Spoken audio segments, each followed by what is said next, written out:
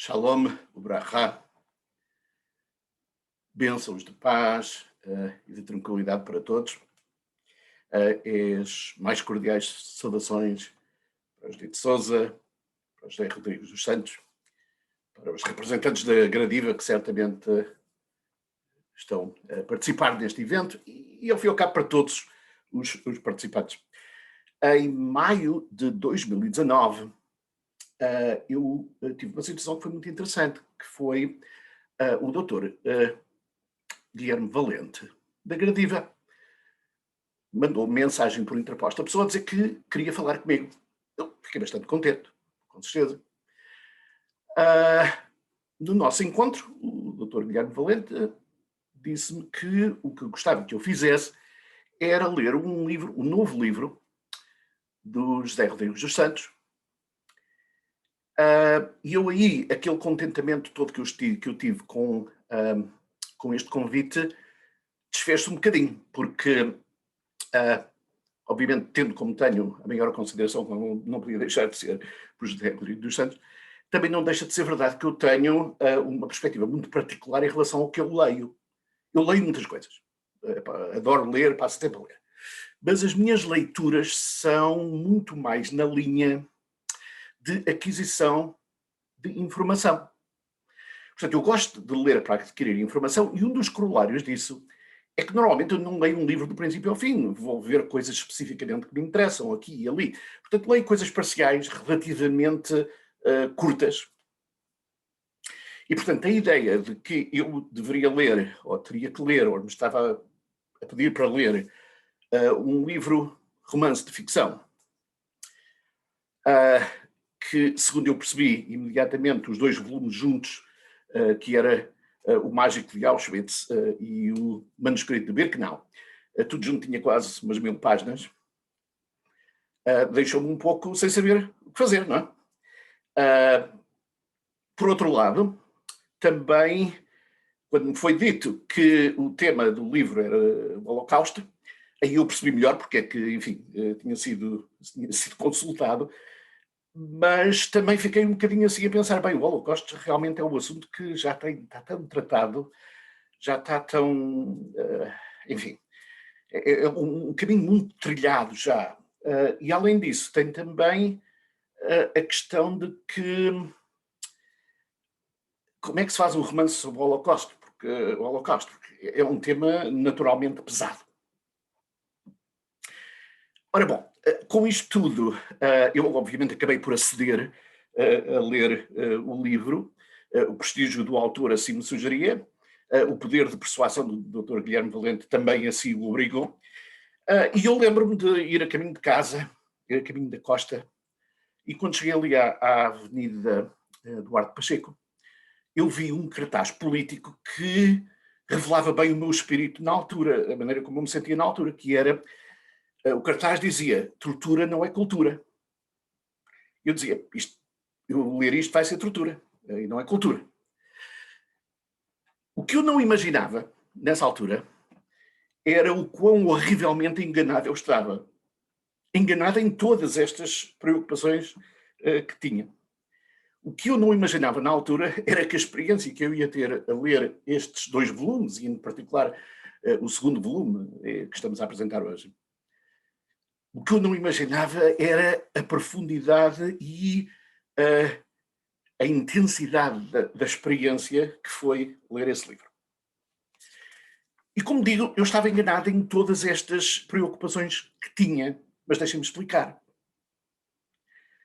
A primeira questão em relação ao tema do Holocausto, é verdade que o tema do Holocausto é um tema muito batido, não há dúvida nenhuma sobre isso. E, portanto, a preocupação é dizer o que é que vamos fazer de novo aqui, o que é que eu vou ler de novo. Enfim. A minha expectativa é que não ia ler nada de novo. Enganei-me redondamente. Porque há uma coisa que este livro traz, estes livros, mas em particular este segundo livro do Manuscrito de Birkenau, traz, que é uma coisa, uma perspectiva muito diferente, e é uma perspectiva que não é muito comum, que não tenho visto, enfim, não é muito comum por uma variedade de razões, é, em vez de privilegiar a voz dos sobreviventes do Holocausto, que é o que normalmente se faz, o livro privilegia a voz dos que foram assassinados.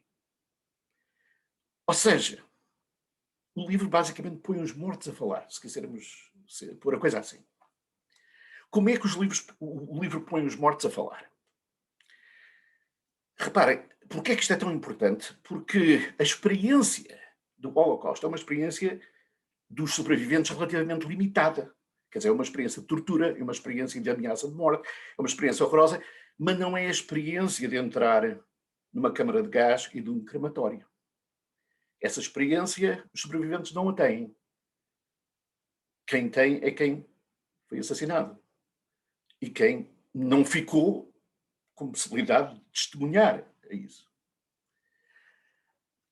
E é essa perspectiva que é trazida neste livro. É a perspectiva não dos sobreviventes, mas de quem foi vítima. Como é que isso é feito? Isso não é feito através de invenção. É feito, isso sim, através do uso de documentação, do uso de manuscritos reais, factuais, que foram enterrados pelos únicos sobreviventes que foram testemunhas visuais de todo esse massacre que ocorria nas câmaras de gás e depois no crematório. E quem são essas pessoas? Eram exatamente os judeus que tinham sido selecionados pelos nazis, tristemente selecionados, para ajudarem na parte logística das coisas. Ou seja, desde conduzir as pessoas até à câmara de gás, até depois limpar a câmara de gás e tirar os corpos e levar os corpos para o crematório, havia unidades de judeus que estavam encarregues, que eram obrigados pelos nazis a fazer isto. Estas próprias unidades, obviamente, também não sobreviveram, porque sabia-se que depois de serem testemunhas visuais, estas coisas não iam sobreviver. Mas tiveram a oportunidade de ver e tiveram a oportunidade de escrever e enterrar manuscritos, que foram descobertos sucessivamente alguns.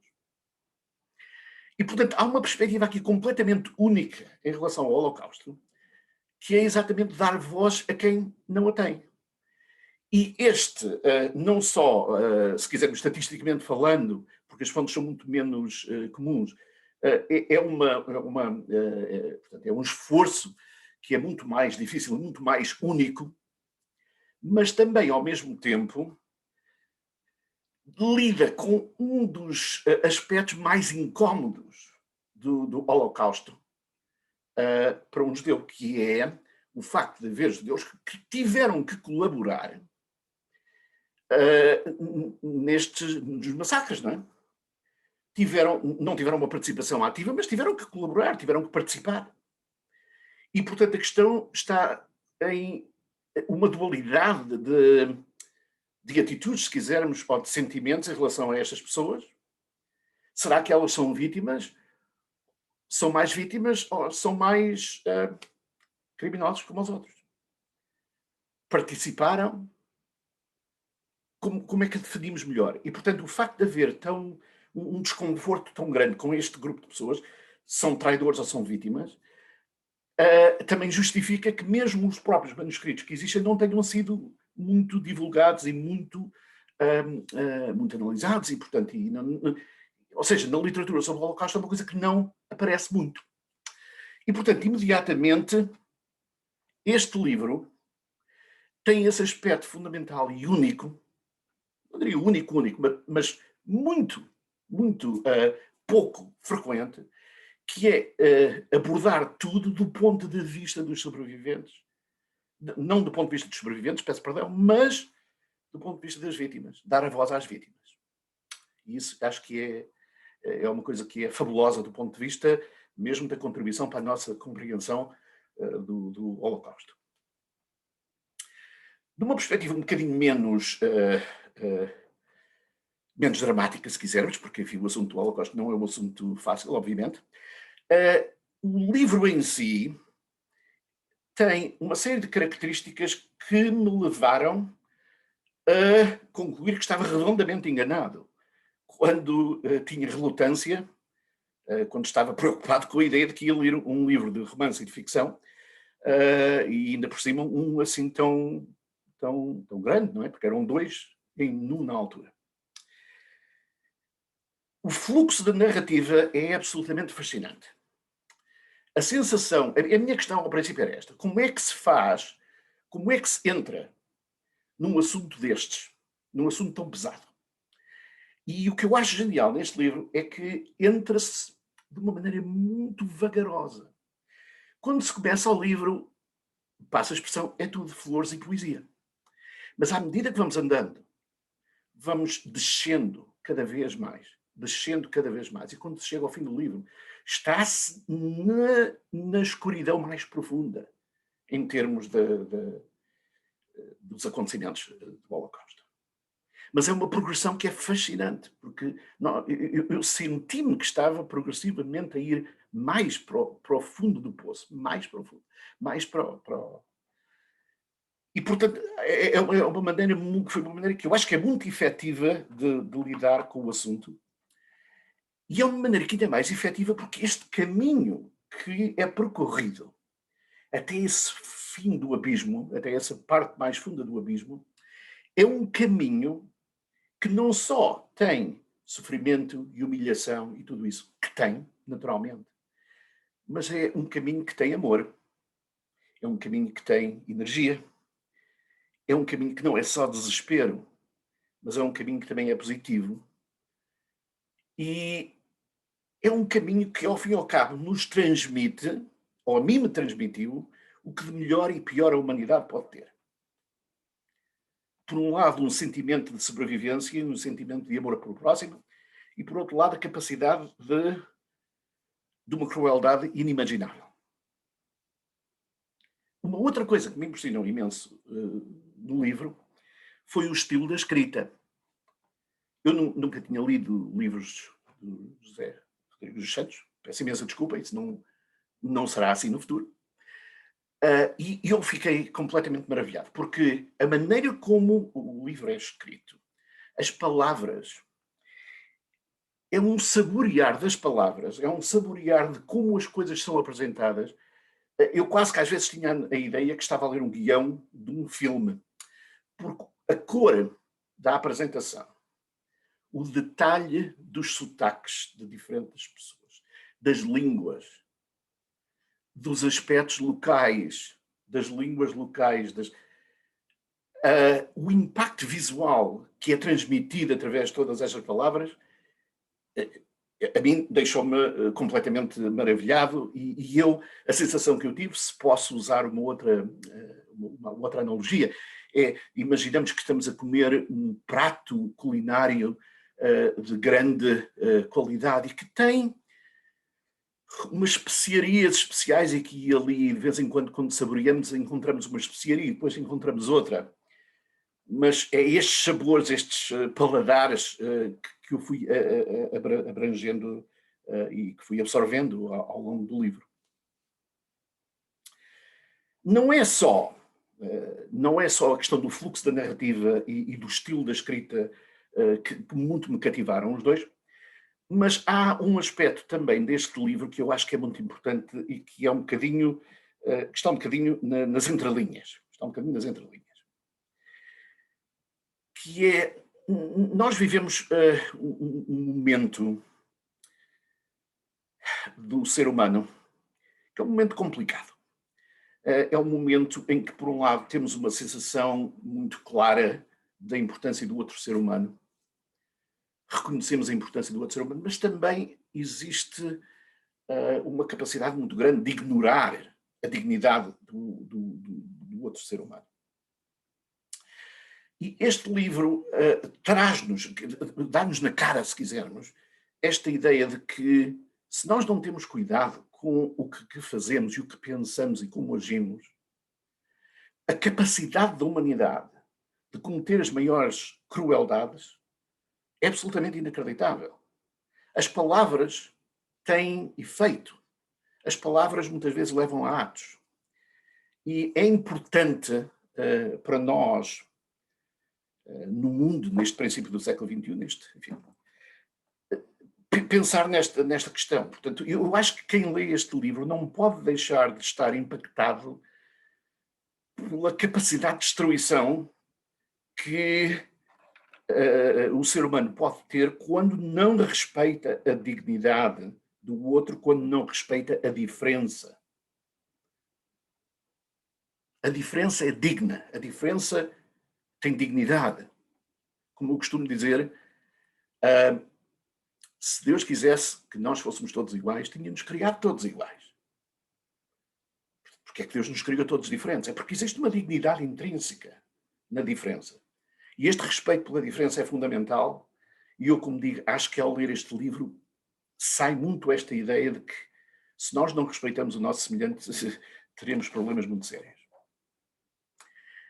Agora, eu quero acabar esta história um bocadinho da mesma maneira que comecei.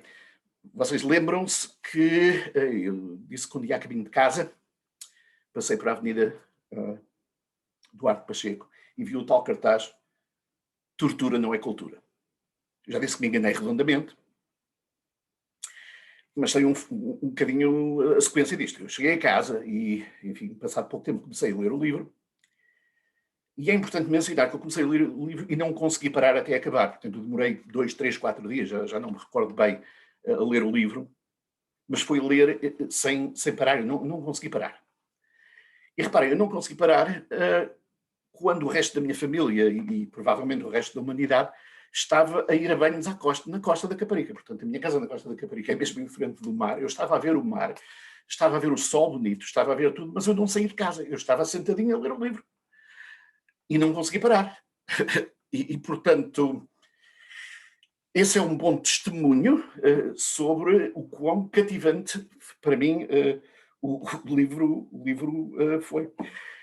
E nem sequer pronto, ilustra bem a delícia por um lado e o terror por outro lado que o livro nos comunica e, portanto, que nos cativa. E devo dizer que nem as delícias prometidas, nem os terrores implícitos da minha família me convenceram a sair de casa e ir com eles e deixar o livro. Não é? Portanto, eu continuei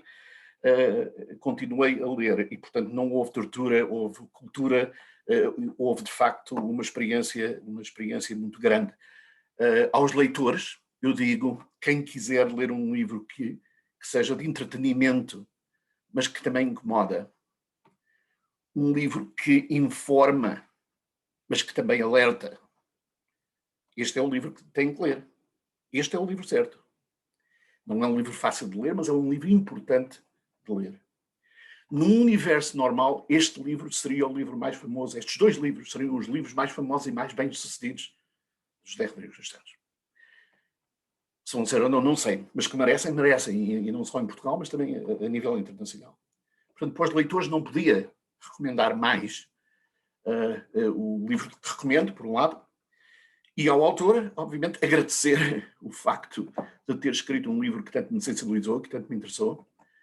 E a propósito também, o Dr. Guilherme Valente, agradecer basicamente, ter-me feito ler o livro. E pronto. E assim sendo, eu acabo como sei, que é com desejos de bênçãos de paz e tranquilidade para todos. E boas leituras, ao fim e ao cabo. Muito obrigado.